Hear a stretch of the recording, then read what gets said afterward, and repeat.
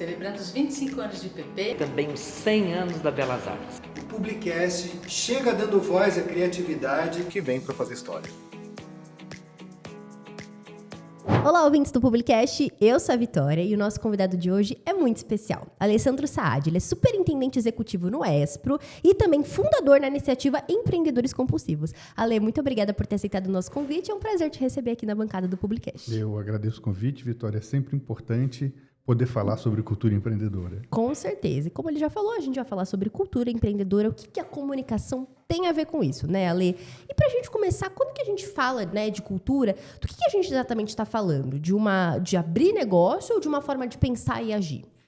Eu acho que a gente está falando de uma forma de pensar e agir, de uma atitude diante da vida.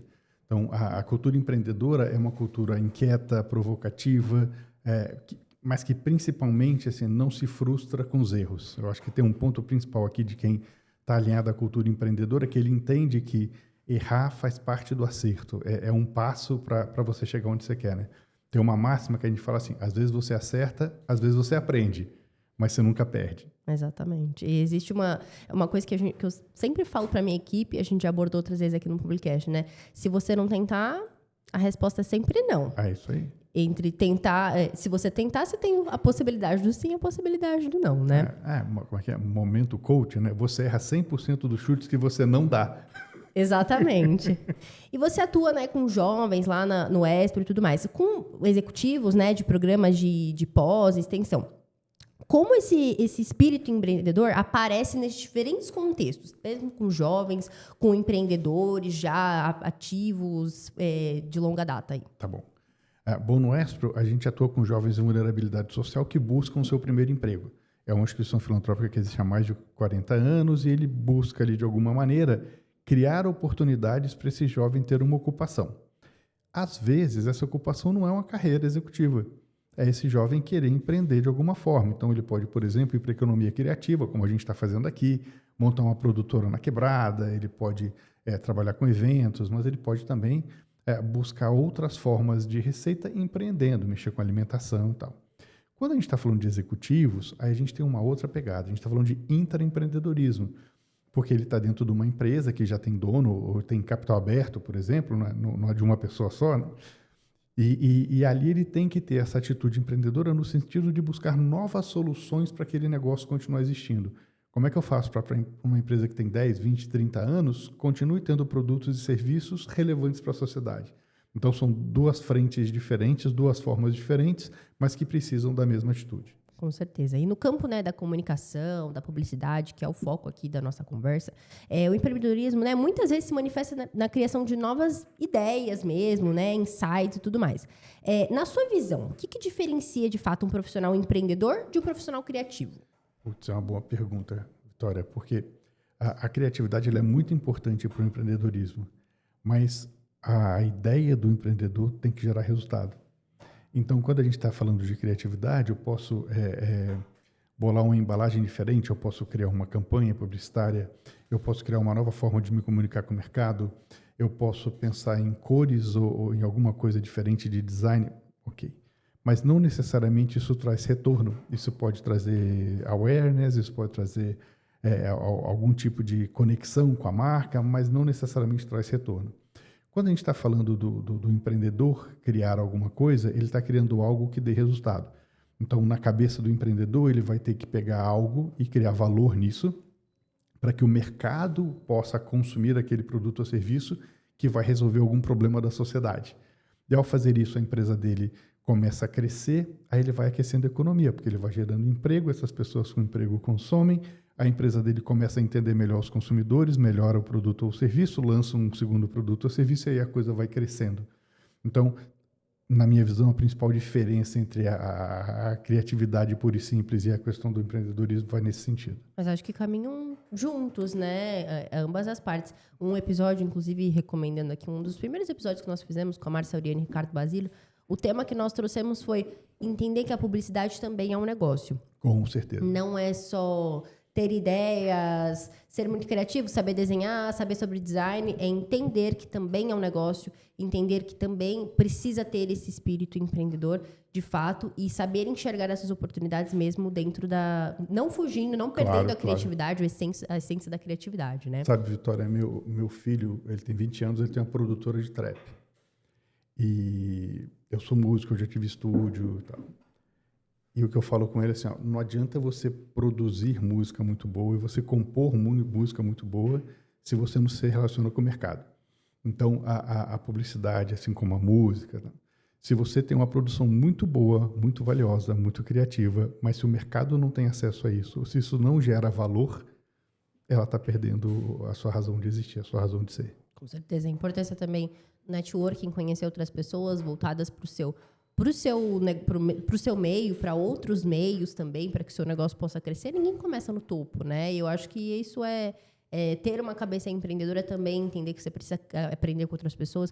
Isso, a minha visão sobre isso mudou muito depois do Publicast, porque eu recebo muitas pessoas aqui e eu escuto, né, mais do que ninguém o que o profissional está falando.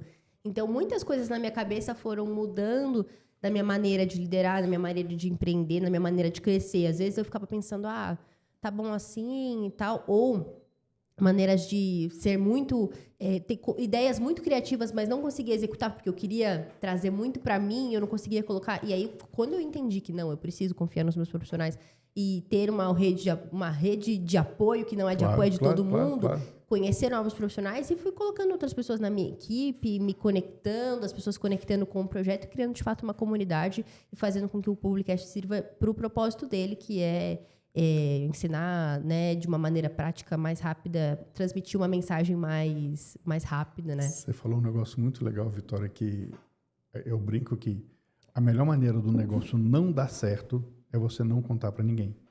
Porque a pessoa tem ideia e fala assim, nossa, essa minha ideia é sensacional, eu não posso contar para ninguém porque vão roubar a minha ideia. Na verdade, quando você teve essa ideia, e é um insight, né, quando sai do seu inconsciente para o seu consciente, a ideia já estava lá. Se você teve essa ideia hoje, provavelmente um volume absurdo de pessoas também teve essa mesma ideia na cidade de São Paulo, não vou nem falar no mundo. Então, a ideia vai ser de quem de fato conseguir converter esse insight no negócio, em algo que possa ser consumido. Então, a velocidade também para você testar a sua ideia é determinante no sucesso do negócio. Então, a primeira coisa é você conversar, porque às vezes você vem com uma ideia maravilhosa, assim, Vitória, pensei no negócio, você fala, Sade, você pensou em tal coisa assim, assada? Eu falei, putz, não pensei, você matou minha ideia. Agora, se eu não converso com você, eu ia colocar tempo, dinheiro, né, recurso no negócio que não ia dar certo. E aí você ia falar, Sade, se você tivesse falado comigo, eu te avisava antes de você gastar esse monte de dinheiro. Verdade. Então, contar para as pessoas, testar a sua ideia antes de você colocar energia é importantíssimo. E depois que as pessoas criticarem, testar o mais rápido possível, né? Começar pequeno, fazer um pilotinho ali, mesmo informal, não precisa montar um CNPJ. Não, testa, você vai mexer com comida, cozinha e oferece para as pessoas, vê se elas gostam do sabor, vê se elas pagariam por isso, você vai trabalhar com entretenimento, toca para as pessoas ali uma música, porque se você não testar, você pode ir para o caminho muito errado, que pode te custar muito caro. Com certeza. Uma história que eu sempre gosto de trazer aqui no Publicast. O primeiro episódio que nós gravamos foi um convidado muito legal, que nós trouxemos de novo depois, foi o Charles Kaan, da Kaan, que eu tive que pedir para ele vir de novo, porque nós gravamos, eu e a Sofia, que é minha antiga parceira, nós gravamos da maneira como nós achávamos que tinha que ser, e eu mostrei para a Márcia, que é a coordenadora do projeto junto com a gente. E ela falou, apaga, quero tudo diferente, nada a ver. A gente fez tipo um episódio de 1 hora e pouco, ela não quero 30 minutos, não é assim. E aí, ali a gente foi entendendo que a gente precisava. Aí ela começou a falar, vocês já escutaram um podcast? E aí eu comecei a entender, putz, eu preciso escutar um podcast. Eu escuto o meu. As pessoas acham que é só fazendo aqui. Não, eu vejo, escuto na pré-produção, na produção, tudo. E aí eu comecei a entender sobre o mercado dos podcasts, por exemplo, para entender o que eu estava fazendo de errado, o que eu estava fazendo de certo, a postura, como me comunicar, como chamar pessoas, como eu tinha que conversar. Tanto que quando eu vou fazer o convite para alguém do podcast, eu sempre mando, escuta, vê. Às vezes a pessoa entende qual que é a proposta, se gosta, se não gosta. É um podcast para, como eu falei, rápido, de 30 minutos, que a gente quer passar mensagens claras sobre vários temas da comunicação de maneira direta. E aí a Márcia falou, não é assim e tal. Então, a gente teve que fazer tudo de novo. Depois o Charles veio e aí foi completamente diferente. Mas foi testando e aprendendo. E outras pessoas que já entendem, falando, tipo assim, não, mudando o percurso. E a gente, eu e a Sofia, nós não ficamos bravas. A gente super entendeu e E é o caminho. E é isso. E é o caminho. Com certeza. Só que eu estava pensando aqui, você falando, os modelos de negócio mudam muito rapidamente, né? Então, se você não está prestando atenção no mercado, então você tem episódios de podcasts de 1 hora, você tem podcasts com dicas curtinhas ali, Sim. que não é nem um recorte, é um negócio ali que falou, não, a proposta do meu podcast é falar 5 minutos com você todo dia. Sim. E o outro, não, eu vou te mandar 1 hora por semana. Então, você também vai com isso achando a sua audiência, né? Exatamente. Construindo a sua comunidade, entendendo. A gente foi entendendo o que as pessoas gostavam de ouvir. E sempre entendendo, sempre buscando. E, como eu falei, conversando com a minha equipe, trazendo ideias e tudo mais. Bom, fala-se muito, né, sobre intraempreendedorismo, aquele olhar inovador, né, dentro das próprias empresas e tudo mais. Que papel que a comunicação interna tem, de fato, nesse processo de transformação, que é uma transformação cultural aí? Acho que vai ter que ser um podcast de 1 hora para essa pergunta. Mas, assim, eu entendo que o problema das empresas e do mundo é comunicação, ponto. Né? Então, se você conseguir se comunicar, ou se a pessoa conseguir entender o que você está falando, né, você já está no lucro. Eu entendo que a comunicação interna ela é uma ferramenta poderosa, primeiro, para consolidar a cultura, segundo, para trazer limites. Então, por exemplo, a gente vai aqui tentar construir uma cultura intraempreendedora. Nem todo mundo vai ser empreendedor ou intraempreendedor. E está tudo bem. Por quê? Porque se todo mundo na empresa for intraempreendedor, a empresa quebra. Então, você precisa de alguém para ser a pessoa que vai olhar e falar, cara, deixa eu fazer um processo aqui nesse negócio. Porque o empreendedor não pensa no processo, ele vai tendo um insider, né? Sim. Então, deixa eu pensar no processo aqui, como é que vai ser o regulatório disso? Como é que eu vou precificar? E aí você vai pegando o time e vai construindo. Então, você vai ter que ter algumas pessoas empreendedoras ou intraempreendedoras que vão fazer as provocações, que vão olhar lá na frente, que vão pensar fora daquele ambiente, que vão conversar com pessoas que não tem nada a ver com aquilo que eles fazem e vão buscar formas de inovar, de trazer novos caminhos, né? Ou melhorias para aquilo. Mas você tem que ter um time por trás que faz esse negócio funcionar. Então, tem um romantismo aqui que, não, todo mundo tem que empreender e tal.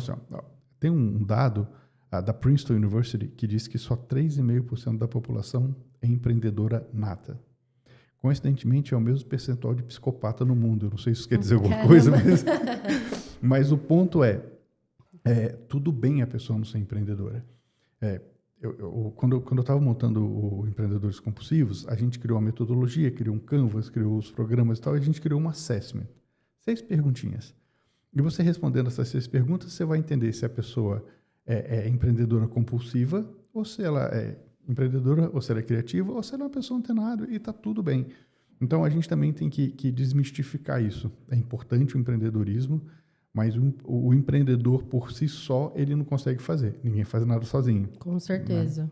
Com certeza. É muito, muito importante a gente ter as pessoas para executar, de fato. E até mesmo essas pessoas, elas podem dar ideias durante o processo, claro, que é muito importante, claro. Né? Nem sempre as nossas... Às vezes a gente acha que as nossas ideias são as melhores, mas nem sempre. Mas, como você falou, se todo mundo tiver o espírito empreendedor, a empresa vai fechar. Porque todo mundo vai querer ter seu negócio, suas coisas, e nem tudo vai dar certo, né? Bom, o empreendedorismo, né, ele costuma vir acompanhado de alguns desafios, né, e riscos, o que é natural. Como que desenvolver uma mentalidade mesmo, de fato, empreendedora, para se preservar aí desses riscos, para ter um equilíbrio, né, do propósito e tudo mais? Bom, a primeira pergunta, não tem como você se proteger dos riscos, né? Você pode olhar, eles vão acontecer, você vai correr o risco, tal. Você pode se preparar para reagir a eles. Então, se acontecer tal coisa, eu faria isso, se acontecer outra coisa, eu faria aquilo. Quando a gente está falando do empreendedor construir um negócio e começar do zero e tal, ele vai passar por algumas etapas, né? Então, ele vai precisar do momento ali de insight, sozinho ou conversando com as pessoas e tal. Depois ele vai validar o negócio dele, então muitas vezes o negócio dele vai ser julgado, as pessoas não vão entender, tá? Tem uma frustração ali. Depois ele vai entender que aquilo não é sobre ele, nem sobre o produto, é sobre a percepção da pessoa que está julgando, e aí ele volta e coloca energia naquilo e melhora o produto e tal, e aí ele vai testar, vai fazer um piloto. Então, assim, em cada momento ele vai ter que ter algum tipo de atitude, mas principalmente ele tem que ter ali resiliência, perseverança, né? Ele tem que ter foco e ele tem que ter disciplina, porque senão ele não faz a coisa acontecer. Eu, pessoalmente, eu não acredito em equilíbrio. Eu acho que você não consegue equilibrar. Vou tentar exemplificar. Quando a gente anda, a gente levanta o pé e projeta o corpo para frente. Sim. Se o seu pé não encostar no chão direito, você vai cair de cara no chão. E você faz isso instintivamente o tempo todo, a vida inteira. Tem N maneiras em que você usa o desequilíbrio para você evoluir. Então, eu acredito em harmonia. Então, você vai ter um momento em que aquelas variáveis estão compostas de maneira harmônica, que é uma situação agradável para você. Então, quando ele vai montar um negócio, a gente tem um tripé na nossa metodologia, que é cabeça, bolso e coração. Então, eu vou montar um negócio, eu vou cabeça. Eu tenho conhecimento técnico para trabalhar com isso? Eu sou bom o suficiente para as pessoas quererem consumir algo que eu vou fazer? Eu estou preparado para estudar isso para o resto da vida, porque esse negócio vai evoluir. Cabeça. Coração. Eu gosto disso? Me dá prazer trabalhar com isso, porque se você vai trabalhar com isso, você vai fazer isso para o resto da vida. Né? E coração. A contrapartida desse esforço e dessa coisa que eu gosto é suficiente para mim? E aí não importa se você quer ganhar R$1.000 ou R$1 milhão por mês. A contrapartida é suficiente? Então, se você conseguir colocar em harmonia essas 3 variáveis, faz sentido você testar aquele negócio. Você pode usar isso para o emprego, você pode usar isso para montar um negócio. Mas, na grande maioria das vezes, instintivamente, a gente faz essa análise. Se você traz para a consciência, você faz isso melhor. Você para, pensa só na cabeça, para, pensa só no bolso, para, pensa só no coração. E aí você tem ali um mapinha, fala, essa coisa aqui talvez não seja tão legal. Tá tudo baixo aqui, baixo cabeça, baixo bolso, Sim. baixo coração. Não vou me arriscar com isso. Nem todas as ideias que a gente tem significam que são boas e precisam ir para frente, Exatamente. né? A gente precisa ter, de fato, um equilíbrio entre esses 3 pontos, né? Por isso que acho que muitos negócios dão errado, porque as pessoas talvez não saibam equilibrar de fato isso, né? Ou porque gostam muito, entendem muito, mas não equilibram o bolso, talvez não se torne o suficiente, ou equilibrem até o bolso, mas ficam infelizes, não gostam daquilo que fazem, e aí, uma coisa que eu sempre faço uma análise antes de qualquer vaga, eu gosto disso que eu vou fazer, porque, lógico, tem que ter todas essas variáveis, mas assim, a maior parte do tempo a gente passa no trabalho. Se a gente não gostar, se não for prazeroso também, não adianta nada. Né? Não vale de nada. Por que a gente está trabalhando? Por que a gente está fazendo aquilo? Né? E tem que ser alinhado, né? Quer ver um jeito fácil de não dar certo? Você pega o cara que é o melhor cabeleireiro do salão. Corta cabelo como ninguém, se conecta com as clientes e é um colorista impecável e hidrata. Aí ele monta o salão dele e ele quebra. Porque ele não sabe comprar os produtos de beleza, ele não sabe gerenciar o caixa, ele não sabe cuidar da agenda. Então, às vezes, você perde um grande profissional porque tenta ser um empreendedor e ele vai ser um empreendedor ruim. Né? Então, você tem que ter cuidado que, às vezes, o seu conhecimento puro e simples num pedaço do negócio não é garantia que você vai conseguir tocar o negócio como um todo. Então, acontece também na empresa, quando você pega um grande vendedor e promove ele a gerente. Não necessariamente ele vai saber liderar pessoas para venderem tão bem quanto ele vendia. Então, você acaba perdendo um bom vendedor e ganhando um gerente ruim.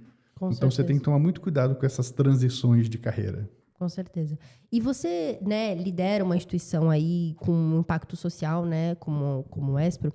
Que aprendizados aí do terceiro setor que podem inspirar comunicadores mesmo e futuros empreendedores? Nossa, muitos, né? Porque, primeiro que o terceiro setor, ele é composto de diversas causas. E eu falo que a nossa causa é invisível. Porque imagina assim, ó, as pessoas doam para dor. Né? Então, assim, Médicos Sem Fronteiras fala assim, contribua R$1 por dia e tal. Eles fazem 15 milhões de reais por mês, com doação de R$1 por dia, só no Brasil. As pessoas doam para a fome. Então, Amigos do Bem, então, eles conseguem arrecadar recursos para distribuir cestas básicas. Mas entidades como a nossa, que a missão é capacitar o jovem vulnerável para que ele possa ter acesso ao primeiro emprego, ela é uma causa invisível. porque a pessoa física não está olhando para isso. Então, a gente consegue doação de empresas, de institutos, porque percebem que isso é importante. Então, o desafio nosso é ser a terceira causa do país. Porque se a pessoa física, se o cidadão, se a sociedade entender que a gente é a terceira causa do país, em uma geração, a primeira e a segunda causa deixam de existir, porque a gente transforma essa nação. E eu não conheço desafio de comunicação maior do que esse, porque a gente precisa tornar a causa relevante e, ao tornar a causa relevante, todas as instituições que atuam como a nossa se beneficiarão. Então, dentro do segmento corporativo, a gente vai muito bem. Há 2 semanas atrás, a gente conquistou o Top of Mind de RH, no segmento de aprendiz, estagiário e trainee. Então, para os gerentes e diretores de RH, eles já sabem do nosso impacto. Sim. A sociedade ainda não. É muito difícil, né? E essa questão de jovens entrarem no mercado eu acho que tem sido cada vez mais difícil, né? A gente falo como uma jovem iniciando no mercado de trabalho, né? Lógico que a gente está falando de uma outra causa, mas levando um pouco por esse lado, né? Como as empresas olham, como as empresas observam. É muito complicado, porque eles exigem tantas coisas de um jovem que está só começando, de um jovem que está só estudando, e nesse caso ainda com mais dificuldades, com mais questões. Então, assim, eu reconheço todos os meus privilégios e sei que está difícil. E fico pensando como deve ser difícil o combate, de fato, né? Tornar relevante, de fato, essa causa, porque tem sido cada vez mais difícil para os jovens entrarem no mercado de trabalho. E às vezes a gente precisa de uma oportunidade, né? É um desafio muito, muito complexo. A entidades como a nossa, a gente cumpre uma política pública que é a lei da aprendizagem. Então, as empresas, por lei, elas precisam ter, a partir de um determinado volume de colaboradores, entre 5% e 15% do seu headcount em aprendizes. Então, isso é uma vantagem para a gente. A empresa precisa ter. E a gente faz uma capacitação desse jovem para que, de fato, ao terminar o programa de aprendizagem, ele siga empregado. Então, a gente tem índices muito positivos. A gente consegue que 83% dos jovens, 1 ano depois que termina o contrato de aprendizagem, ele continue economicamente ativo. 1/3 está na mesma empresa, 1/3 está em outra empresa e 1/3 seguiu outro caminho, como fez o concurso público, empreendeu e tal. Tem um ponto importante aqui, é que eu acho que um diferencial grande desse jovem é que ele precisa de entender que ele pode ocupar esse espaço. Porque o jovem que não tem privilégio, ou que ele tem algum tipo de vulnerabilidade, ele vem de uma realidade muito dura, né? Então, um dos desafios nossos é colocar esse jovem numa jornada onde ele perceba que, primeiro, ele pode chegar onde ele quiser, que não vai ser fácil, que não vai ser rápido, mas que ele é capaz de. Então, ao colocá-lo no início de uma jornada nossa de formação para o mundo do trabalho, ele já sai entendendo, fala, putz, eu posso ser o que eu quiser, vai dar trabalho, mas eu posso chegar lá. Então, com isso, a gente conseguiu, por exemplo, que uma de nossas aprendizes fosse para Harvard fazer uma discussão política da ONU. Legal. A gente tem outra aprendiz nossa que está em Boston estudando administração de empresas com uma bolsa integral. A gente tem jovens que a gente todo ano forma em São Paulo, no Rio, em Belo Horizonte, um coral. E ele aprende a cantar em 3 meses e se apresenta para a cidade. Então, assim, você tem N caminhos onde você pode mostrar ao jovem que ele é capaz. E se um vai, ele fala assim, ele foi. Ele estava sentado aqui do seu lado. Ele veio de onde você veio. Se ele pode, você também pode. E aí cada um segue o seu caminho. Nem todo mundo vai para Harvard, nem todo mundo vai para Boston, nem todo mundo vai cantar, nem todo mundo vai empreender na economia criativa. Mas cada um deles vai falar assim, eu também posso. Sim, foi como eu falei, eu reconheço, né, todos os meus privilégios, os privilégios dos meus colegas aqui, lógico, cada um dentro da sua realidade, mas eu acho que deve ser muito difícil, né, dentro da mentalidade mesmo desses jovens entenderem que, caramba, será que eu consigo chegar lá? Será que é meu espaço? Às vezes, né, como eu falei, o mundo está cada vez mais difícil. Então, às vezes, a gente duvida mesmo. Você vem de uma realidade complicada, de uma família complicada. Será que eu consigo? Será que realmente isso funciona para mim? Será que eu vou, de fato, conseguir chegar lá? E eu acho que, lógico, a iniciativa é maravilhosa e o fato de ter outras pessoas que conseguiram faz com que as pessoas consigam entender que, caramba, eu, de fato, consigo, de fato, eu posso chegar lá, né? E conselho que você deixa, né, para quem está começando de fato nessa área, né, de empreender e da comunicação e quer desenvolver de fato esse olhar empreendedor, para jovens que querem, de fato, empreender, abrir seu próprio negócio e ainda estão começando? Eu acho que a primeira dica é coloca no papel, né? Não deixa na sua cabeça. E pensa segmentado. Então, tem o BMG, né? Tem o Canvas, que as pessoas conhecem, então, tem o Canvas lá dos compulsivos também, mas assim, coloca no papel. Pensa como é que está o mercado, pensa o que você precisa para produzir o seu produto, pensa para qual público você quer vender, pensa que tamanho você quer ter. Põe no papel e começa a estruturar isso aqui. A primeira coisa é tirar da cabeça e botar no papel. A segunda coisa é, tenta explicar para as pessoas o que você faz, que vai ser isso. Então, e aqui entra a comunicação como ninguém, né? Quando as pessoas falam do pitch de uma startup, né?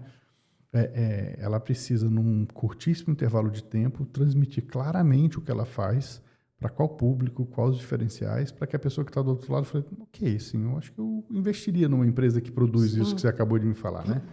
Então, você precisa aprender a dizer o que você faz, contar para as pessoas o que você faz, né? E, por fim, você precisa ter senso de urgência, mas, ao mesmo tempo, você tem que ter disciplina, senão isso não vai dar certo.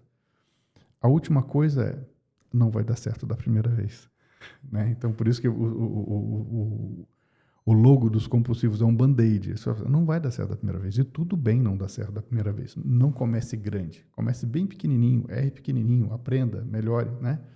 Então, não queira começar enorme. Acho que essas são boas dicas. Eu acho que o fato de não crescer enorme, né, o que gera também uma comparação com outras empresas e tudo mais, faz com que vá desanimando um pouco os jovens, né?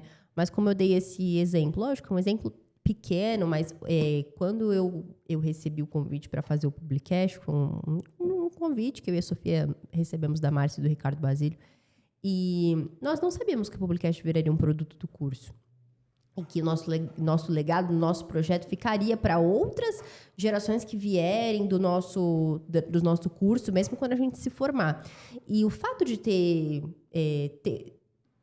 né, que refazer ali o primeiro episódio trouxe também para a gente muitos aprendizados.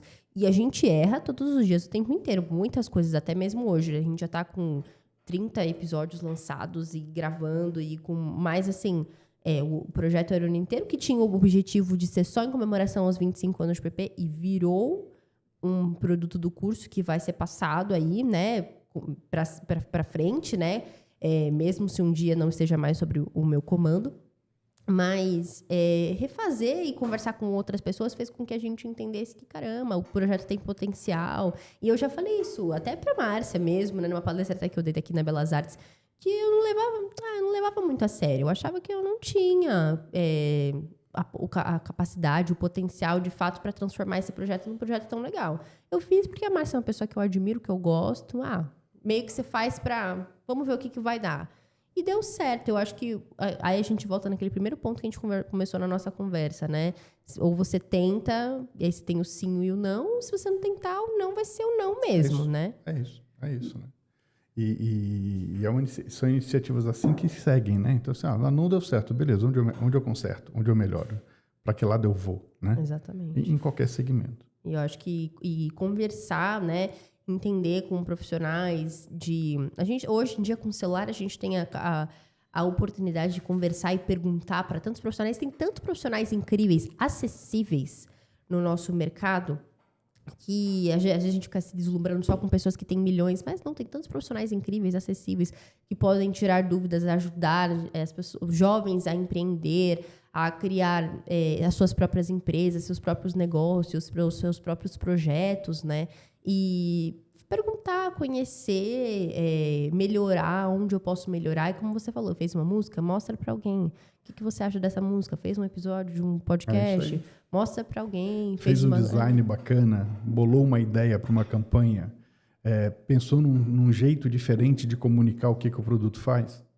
Se você não contar para ninguém, não tem utilidade aquilo. Com certeza. Bom, Ale, muito obrigada. Foi um prazer te receber aqui no Publicast, aprender com você. Foi muito gostosa essa nossa troca, essa nossa conversa. É um assunto que eu gosto bastante, sobre empreendedorismo. É um assunto que a gente traz bastante aqui também no Publicast. Eu agradeço a oportunidade e Convido a todos que conheçam o trabalho do Espro, um trabalho super bacana, uma entidade que de fato transforma o país. Então, se quiser entrar no nosso site, espro.org.br. E se alguém quiser conhecer mais sobre o que eu faço, Alessandro Saad, em todas as redes sociais. Meu Saad tem uma letrinha E no final. Vamos deixar as redes sociais do Alessandro aqui, na bio da descrição, né, do vídeo e também o site do Espro. E agradeço mais uma vez, Ale. E esse foi mais um Publicast.